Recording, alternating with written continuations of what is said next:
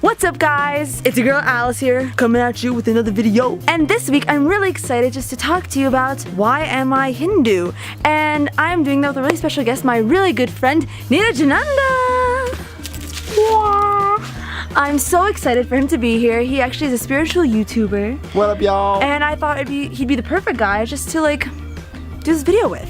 So let's just get into it. Shh. So, just to give you a quick background, I was baptized into the Russian Orthodox Church. I was born and raised as a Catholic, and that included 10 years of Catholic private school. Why are we Hindu? A very good question with a very good answer. So for me, I first became, I guess, like aware of Hinduism back in 2011 when I attended a program called Inner Awakening, and that did a lot for me because it really helped redefine my inner image and my outer image. What about for you?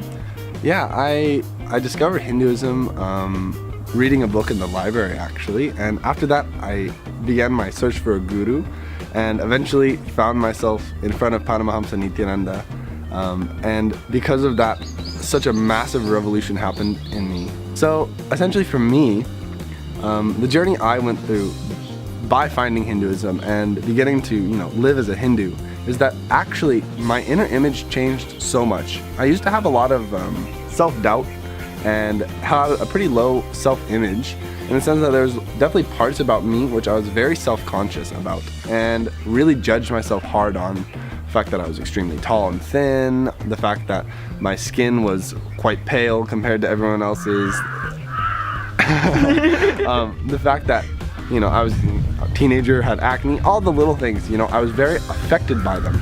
But what really shifted in me after my awakening through Hinduism is that I hold myself so much different because I know deep down my core belief about myself has changed. No longer does this idea that you're a sinner, that you're guilty, that you have something wrong about you.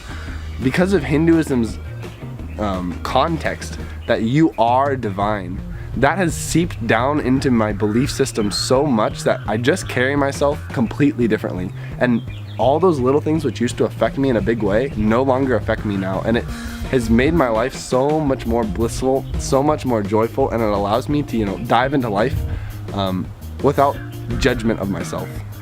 Yeah, I would say in regards to the divine energy, like one thing that I really love about Hinduism is the celebration of the divine feminine energy.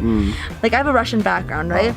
And being a woman, it's kind of like, oh, you're weak, or oh, you're not, like you're not really that strong. Like, even in Western culture, like you see like, oh, you throw like a girl, or like they have all these stigmas about being a female. But in Hinduism, it's such a celebration of the divine feminine energy. I mean, after really embracing Hinduism, I realized I really was embracing my feminine side. I was really embracing the body that I was given, And I think that's something that for me is what really sealed my connection with Hinduism, was that I really started to celebrate me.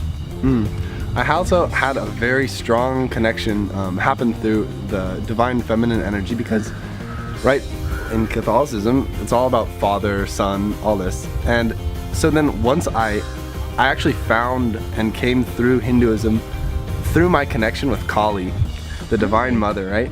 And my connection with her drove me into such a deep love, such a deep connection with the divine feminine, and that energy of mother is so healing, and it transforms even the perception of spirituality in you so much to understand that it's all it's like it connects all the dots and everything becomes whole when you realize that the divine feminine energy is integrated and a part of everything which is happening also.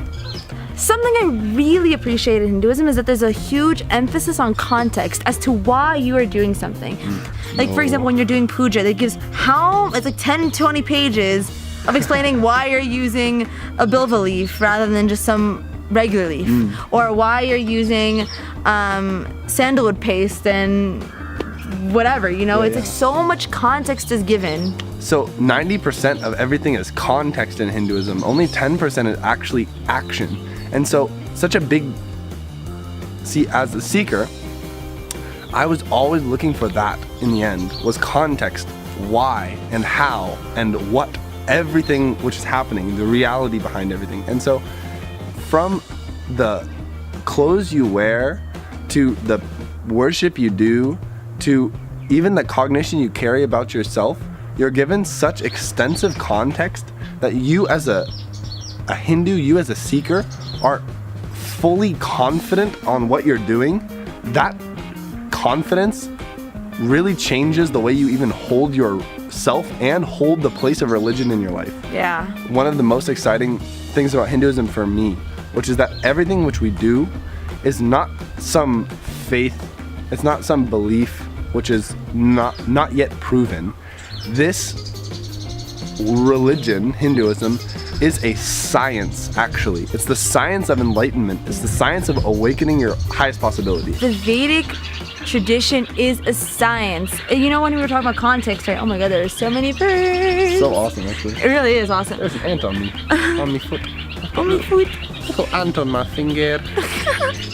Anyway, so it's amazing that there's so much, along with context, it's like why we eat a certain way, because it's about our health and it's about what we put in our body or how we treat our body will actually get us to be manifesting Shaktis and producing all these powers and actually reaching enlightenment. So, and also like our Guru Swamiji, he always is talking about the scientific side of it.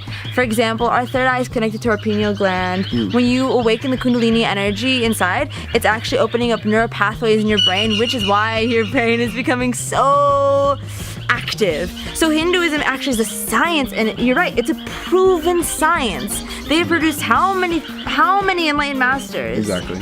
Yeah, this lineage of enlightened masters is unbroken and goes back for thousands of years.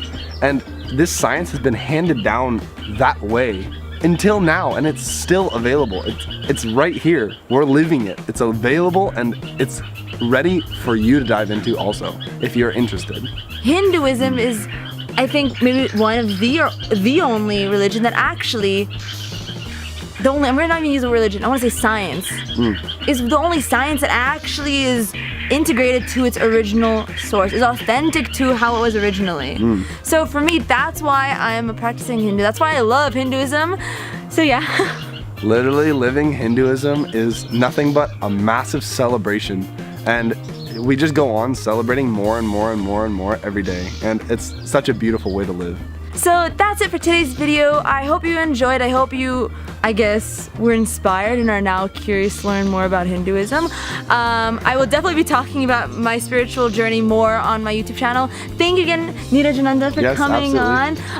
Make sure to go check out his YouTube channel. He makes like seriously, this kid is so smart. It like blows my mind. So I will link him down below. Make sure to subscribe. Make sure to like this video, comment on this video, subscribe to my channel, and yeah, thank you again so much. I love you all, and bye!